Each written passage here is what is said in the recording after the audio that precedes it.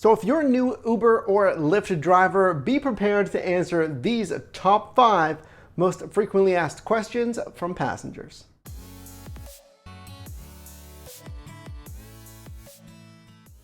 What's up guys, your driver Mike here, back with another video. This channel is dedicated to the rideshare space, so if you're a driver, a passenger, or someone just interested in the rideshare space, consider subscribing. So if you've done 1 or 1,000 rides with rideshare, you're going to hear these questions a lot. Number 1, is it busy? Whether they're the first ride or the 30th for that day, you're gonna have passengers asking if it's busy. A lot of these are just small talk, things passengers are just thinking of to make conversation with their driver. But again, if you're a new driver, it's always good to know what to expect.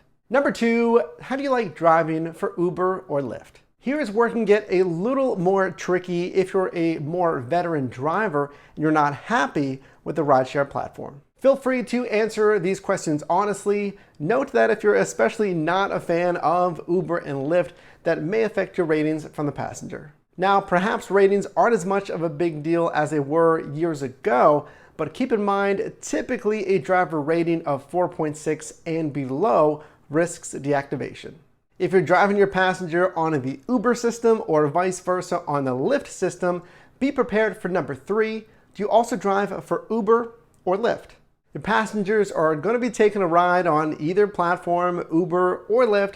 Expect them to ask if you drive for the other platform. In most markets, you are allowed to display logos for each company, Uber and Lyft, the trade dress for these companies, so feel free to answer this question honestly as well. You will not risk deactivation for driving for both companies, essentially driving for the competition. There's nothing wrong with that. Do not worry about deactivation.